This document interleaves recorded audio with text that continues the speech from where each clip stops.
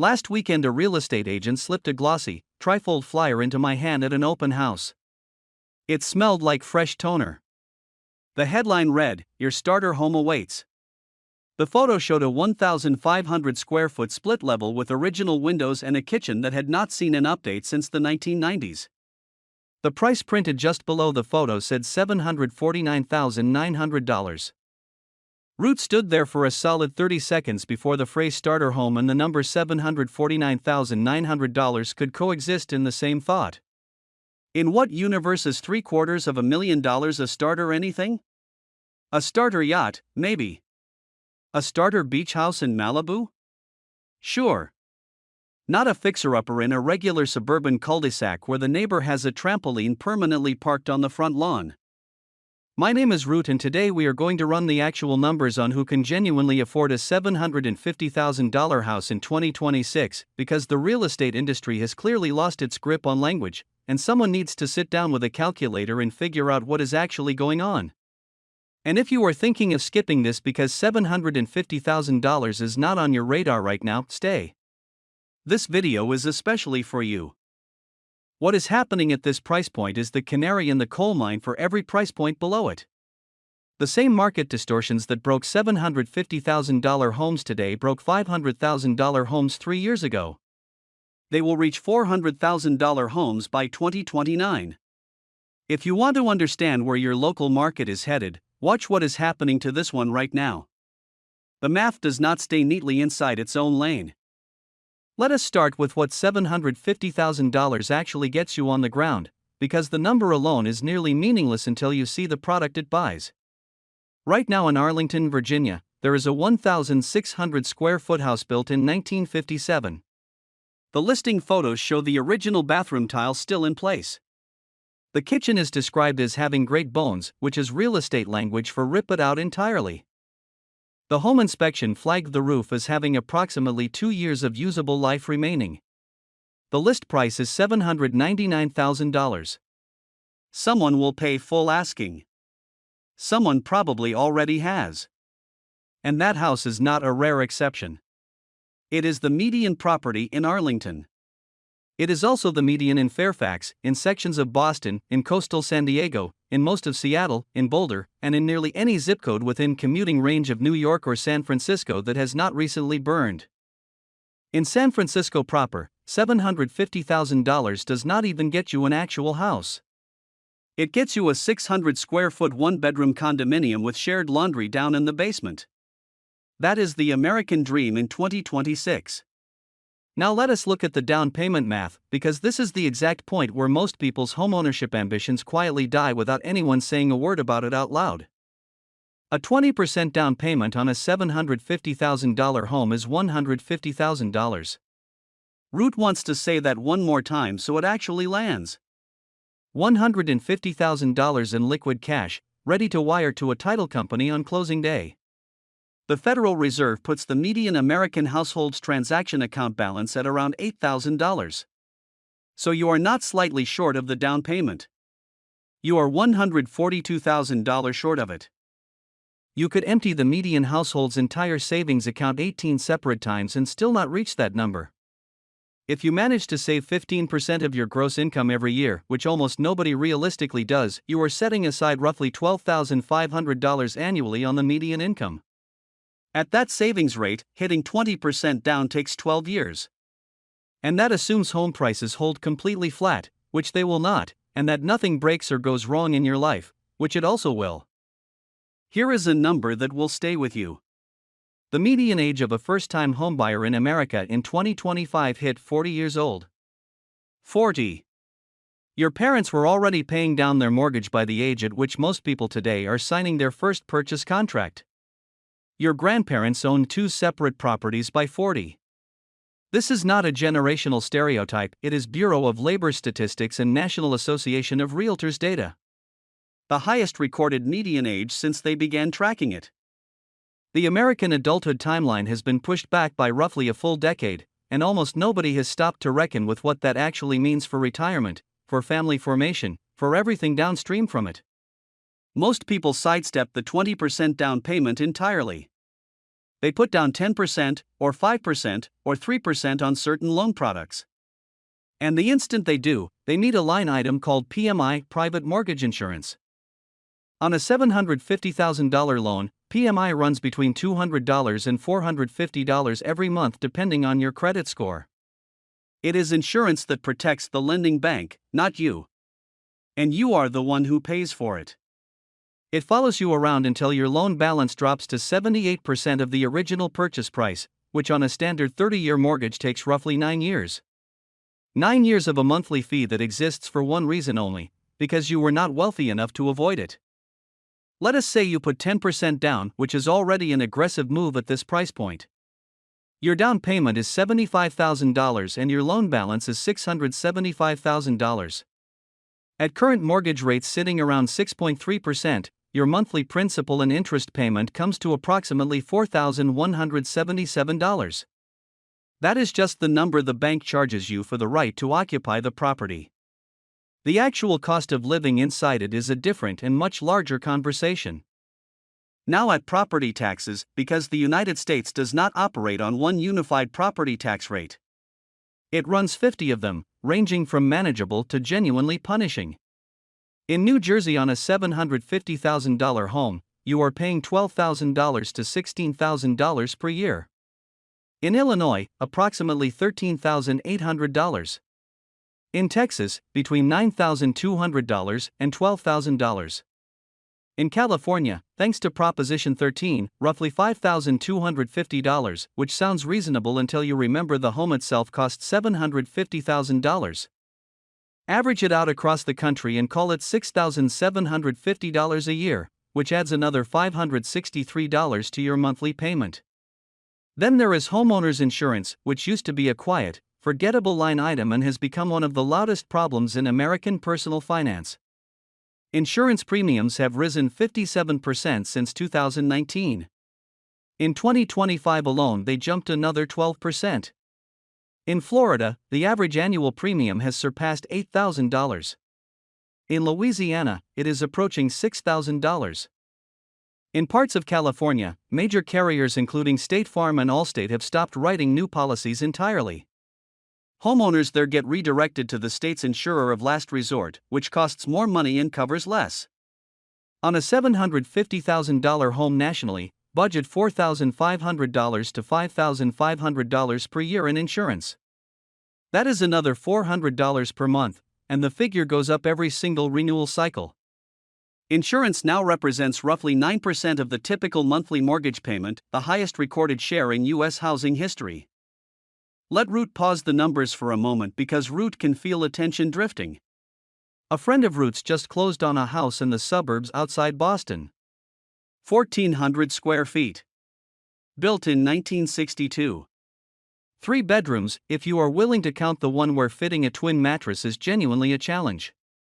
The inspection report said the roof had about 2 years left on it. The electrical panel dated back to the Carter administration. The basement had flooded twice in the past 5 years. They paid $789,000 over the asking price in a bidding war against 6 other offers. Both of them are attorneys. Their combined income is the kind of number that makes people uncomfortable when said out loud.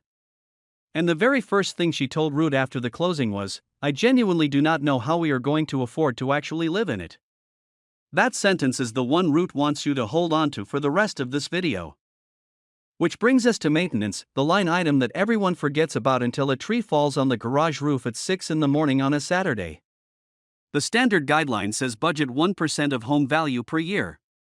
On $750,000, that is $7,500 annually.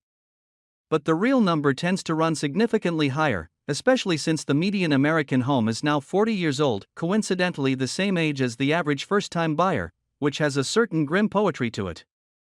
Zillow and Thumbtack estimate the true hidden annual cost of homeownership at around $16,000 per year once you combine taxes, insurance, and maintenance together. And when individual systems actually fail, the bills are severe.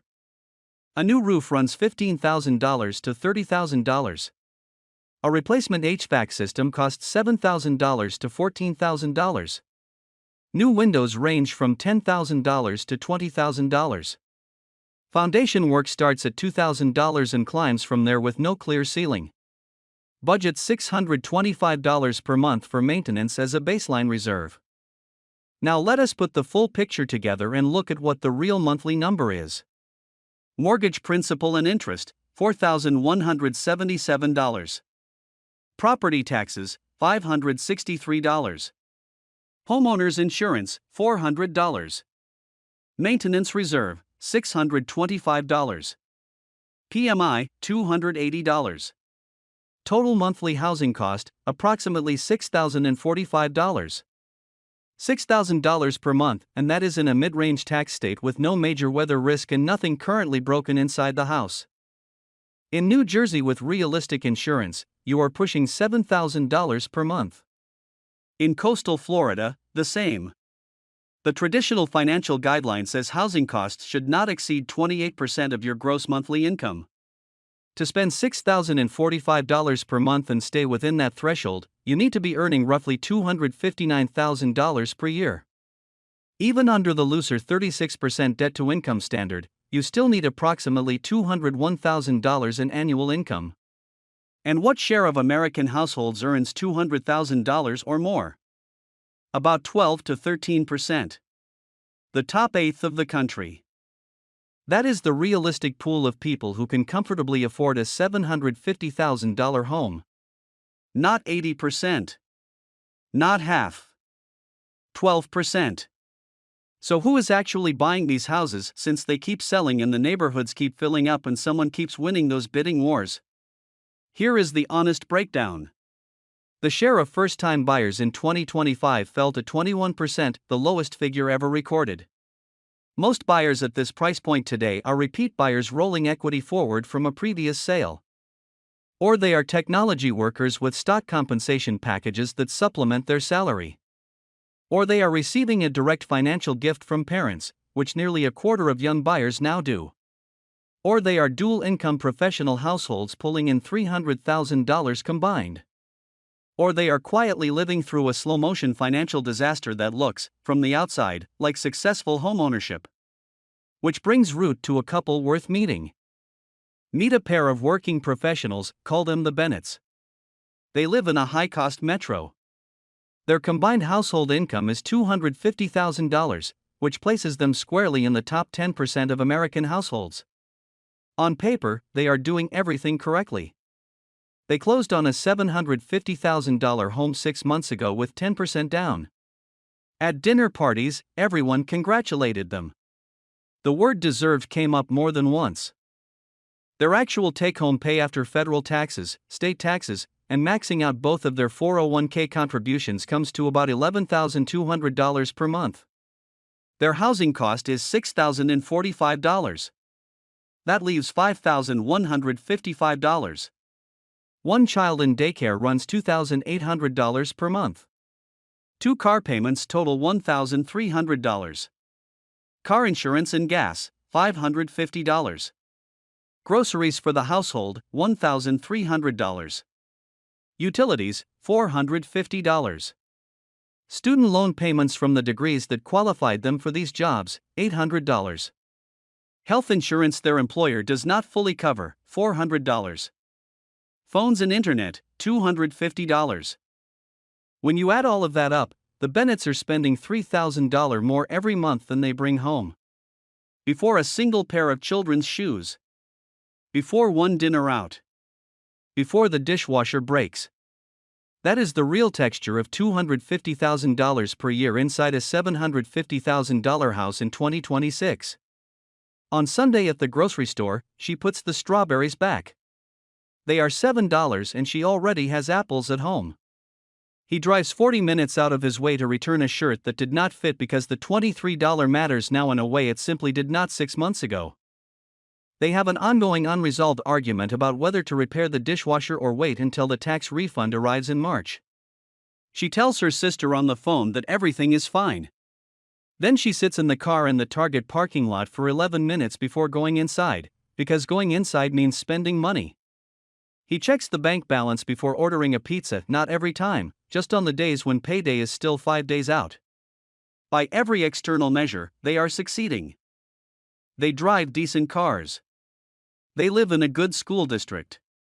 They wear the costume of the upper middle class impeccably. And they are approximately 3 months away from a problem they will not be able to solve with a budget adjustment. Here is the part that breaks the whole thing open. She is pregnant. The baby arrives in 6 months. Daycare for 2 children in their market costs $5,000 per month, which is more than their mortgage payment by itself. The math, which was already quietly failing, becomes simply impossible. One of them is going to need to stop working or drop to part-time hours. The second income they used to qualify for the mortgage is about to shrink significantly or disappear entirely. And the mortgage does not adjust for any of that. It sends the same bill every single month regardless of what is happening inside the family. That is the conversation they have not yet had. It is coming. Both of them know it. Neither is ready to say it first. Because saying it out loud means admitting that the house, the thing they spent a decade working toward, might have been a mistake. And this is exactly where the data catches up with the anecdote. According to a 2025 Goldman Sachs retirement survey, 40% of people earning between $300,000 and $500,000 per year say they live paycheck to paycheck. Read that again. 40% of near half millionaires describe themselves as financially stretched to the edge every month. It is not because they are buying yachts or taking extravagant vacations. It is because the total cost of participating in a normal upper-middle-class American life, which now includes a $750,000 house, has inflated past the point where even very high incomes absorb it comfortably. There is a recognized demographic term for this group, Henrys. High earners, not rich yet. And the not rich yet part is doing enormous work in that phrase, because for a meaningful share of them, the yet simply never arrives. They earn excellent money. They spend every dollar of it. They go to bed stressed about finances because they are genuinely stressed about finances because the house is consuming them from the inside out. Now let us talk about what happens when people ignore all of this and stretch to buy anyway, because a significant number of people do exactly that. And the data is already telling the story of where that leads. FHA mortgage delinquencies just hit 11.5%, the highest level since 2021. Foreclosure starts in the first quarter of 2026 were up 20% year over year. Bank repossessions rose 45%. And which loans are performing the worst right now? The 2022 and 2023 originations. The ones taken out at peak unaffordability by buyers who pushed to the absolute edge of what they could qualify for, betting on a raise or a refinance that never materialized. A recent survey found that 65% of recent home buyers have regrets about their purchase. Among first-time buyers specifically, that figure rises to 73%. The top regret, cited by more than 40% of respondents, the hidden costs and maintenance bills turned out to be far higher than they expected. Nobody is surprised by what the mortgage payment turns out to be. What actually breaks people is everything else that lands on top of it month after month. Let Root paint a picture of what this looks like 5 years from now, because the paperwork gets signed in a single afternoon and the consequences run for 3 decades. It is 2031. You are 44 years old. You have been in the house for 6 years. The kids are in middle school. The water heater has been making a low grinding sound you have been choosing not to hear for 8 months. Your savings account has $8,000 in it, the same $8,000 it had 2 years ago. Every time you build it up, something pulls it back down. The roof needs to be replaced within the next 2 years and the contractor's quote was $22,000. You do not have $22,000. You turned down a promotion last year because it required relocating to a different city and selling the house right now would be a financial disaster at current rates. Your friends who rent went to Portugal last summer. You canceled the family vacation because property taxes went up again. You lie in bed at night running roof math through your head. From the outside, you look like you are winning. From the inside, you are working a job you would leave within a week if this house did not exist. And the remarkable part is that we keep calling this arrangement the American dream. So let Root offer you permission to do something almost no financial media will say plainly: you can simply not buy the house. You can run the real numbers, look at what they actually show, and walk away. You can keep renting for 5 years, for 10, for however long it genuinely takes for something to shift in your favor. Whether that shift is your income, the interest rate environment, or the market itself. Renting is not throwing money away. Paying a mortgage you cannot truly afford is also throwing money away, it just comes with extra steps and far more catastrophic consequences when it eventually collapses. And home equity is not the only road to building real wealth. A $150,000 down payment invested in a total market index fund at historical average returns grows to roughly $2.6 million over 30 years. The monthly difference between renting and owning, also invested consistently over the same period, adds approximately another $4.5 million. That is not a rounding error. That is a completely different retirement. The math does not require you to own a house. The culture does. Those are two very different authorities. Which brings root to the only part of this entire conversation that feels genuinely personal. Homeownership is woven into American identity in a way that borders on religious conviction. Your grandparents owned a home. Your parents owned a home. You were told from an early age that buying a house is simply what adults do when they become serious people. But your grandparents bought their home for roughly twice their annual income. Your parents bought theirs for approximately 3 times. You are now being asked to buy a home for 9 times your annual income, at higher interest rates, with insurance premiums that climb every single renewal, in a labor market where the specific job you hold today may not exist in 5 years. That is not the same transaction. We are using the same word, homeownership, to describe 2 completely different financial realities across 2 generations. And the fact that we use the same word for both of them is precisely how people end up signing contracts they will quietly regret for a decade. So here is Root's honest conclusion. If you are a dual-income household earning $260,000 or more, you have a genuine down payment saved, you work in a stable industry, and you have run the complete math, including taxes, insurance, and maintenance for your specific state, then yes, a $750,000 house can legitimately work for you. You are part of the 10 to 12% of households for whom the numbers actually align. If you fall below that, or if any single one of those conditions is uncertain, a house will own you far more than you own it. That is not a moral failure. It is not evidence that you did not work hard enough or make the right choices. It means the math on this specific price point in this specific decade does not fit your financial life right now. Recognizing that before you sign is the grown-up move, not after. But here is the thing Root most wants you to carry out of this video. This was never actually a video about $750,000 houses specifically. It is a video about what an entire wage class is still permitted to own in this country. In 1985, a public school teacher could afford a home in the majority of American cities. In 2026, a physician cannot in half of them. The income threshold required to participate in the middle-class wealth building project has moved up by an entire professional tier within a single generation. Nurses, teachers, electricians, police officers, the people who physically keep this country functioning, have been quietly reclassified as too poor to own property in the very regions where their labor is most essential. That is not a personal finance problem that individual budgeting can solve. That is a structural redefinition of what ownership means in America. And we have not yet had the honest public conversation about it. The mortgage industry has no financial reason to raise the subject. The real estate industry has no financial reason to raise it either. So the work of noticing what has happened falls to ordinary people running the real numbers at their own kitchen tables, one household at a time. Run your numbers. Be honest about what they show. And if the math does not work, that is not you failing the system. That is the system telling you the truth.